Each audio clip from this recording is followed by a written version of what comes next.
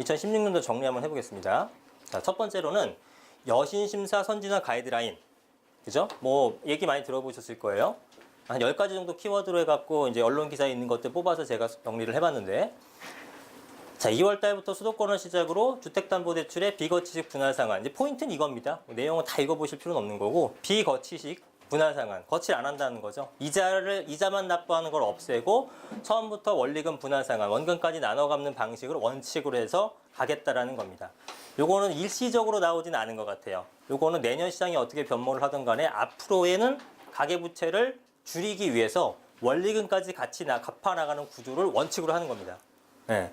그럼 지금까지 우리는 부동산 살 때도 그렇고 다 이자만 납부하는 형태로 하다가 팔았잖아요. 원금을 갚을 필요가 없었죠. 올라가는 시기에선. 지금 이제 그게 안 된다는 거죠. 그래서 이런 형태로 적용이 된다. 그러면 이게 처음에 나왔을 때는 집단대출이 가이드라인에서 제외됐었죠. 그 집단대출이 어디죠? 분양시장이잖아요. 분양시장 난리가 났었죠. 오히려 더. 그때만 해도. 그래서 지금 기존 아파트와 분양시장이 약간 갈라지는 현상이 생기기도 했던 원인 중에 하나가 됩니다. 포인트는 뭐냐면 원금까지 갚아 나가야 되는구나. 이자만 거치하는 거치 상품이 없어지게 되는구나 라고 생각하시면 됩니다. 네. 그리고 두 번째로 보시면 이런 내용 아시는지 모르겠어요. 변호사들이 부동산 중개를 한대요. 얘기 들어보셨어요? 네.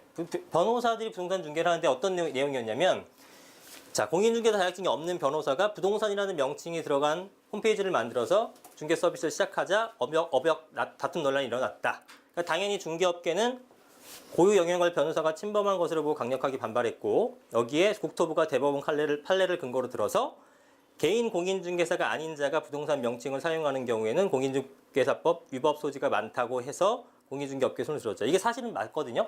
공인중개사 이 법제도가 어떻게 되어 있냐면은 부동산을 하는 사람들은 무조건, 그러니까 부동산을 일하는 사람들 말고 대표는 무조건 공인중개사만 오픈할 수 있도록 공인중개사법이 되어 있습니다. 그러니까 변호사는 공인중개사가 없잖아요.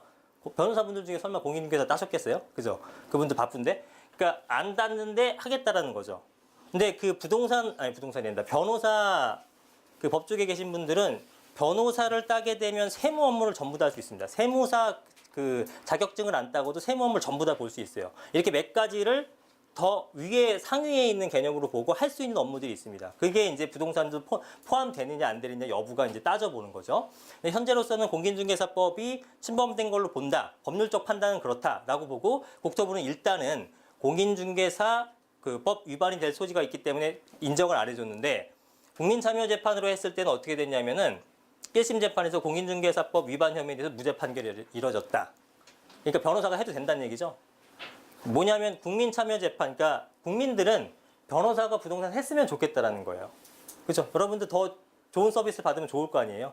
법률적으로. 왠지 변호사가 하게 되면은 일반 공인중개사가 하는 것보다 더 안전하게 느껴지잖아요. 그렇죠? 아니에요? 네, 법으로는 되게 안전하게 느껴지잖아요. 그래서 지금 이게 계속 진행 중인 거예요.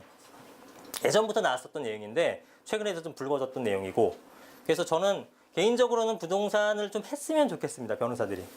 네, 해봤으면 좀 좋겠어요. 잘할 수 있는지 되게 궁금하기도 합니다. 네, 법만 알고도 이 부동산을 잘할 수 있는지 궁금하고, 어차피 뭐 다 어떤 영역이든 경쟁인데 들어와서 한번 해봤으면 좋겠어요. 재밌을 것 같아. 근데 이제 이게 실제로 이제 인정을 받아야지만 하는 거지만, 근데 좀 모르겠어요. 왜 변호사가 부동산까지 하는지 모르겠어요. 좀 어려운지. 이것저것 다 하더라고요, 요즘에는. 워낙에, 그러니까 뭡니까? 로스쿨 제도 같은 게 생기게 되면서 변호사들도 되게 많아졌잖아요, 그 숫자가. 그러니까 이제 파이 나눠 먹기가 되는 거니까 다른 영역까지 계속 침범을 하는 것 같아요. 그래서 와서 좀 했으면은 어떻게 보면 더 이 부동산 업계가 또 발전될 수 있는 계기가 될 수 있지 않을까, 이런 생각 좀 해봅니다. 네, 그런데 수학님, 네. 공인중개사 협회에서는 그러면은, 우리도 그러면은, 네. 변호사 영역을 같이 좀 하자라고 네. 조금 무슨 논리로 하면은. 네. 하라 그러겠죠, 걔네들은. 우리가 할 수는 없잖아요, 솔직히. 근데 뭐 저는 모르겠습니다. 변호사분들이 당연히 우리보다 법에 대해서 많이 알긴 알겠지만, 적어도 부동산 법에 대해서는 저보다 많이 알까 싶어요.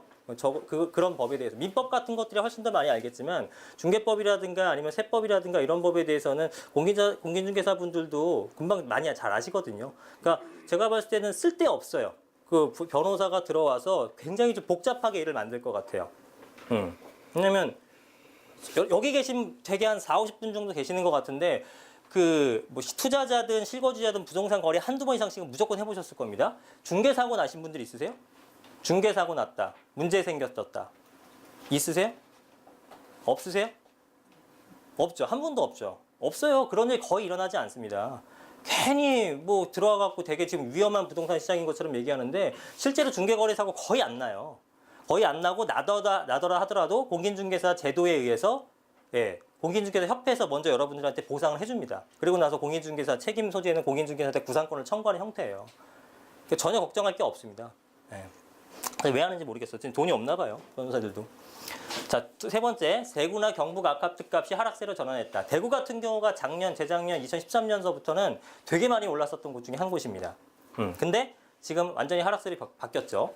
공급 과잉 우려가 제기됐던 지방 주택 시장에서 가격 하락 현상이 일어나기 시작했다. 최근 2, 3년간 이건 인정하죠. 최근 2, 3년간 급등한 가격에 대한 피로감과 입주 물량이 쌓이면서 상당히 꺾였다. 뭐 지금 우리도 이런 느낌이 좀 있잖아요. 너무 많이 올랐기 때문에.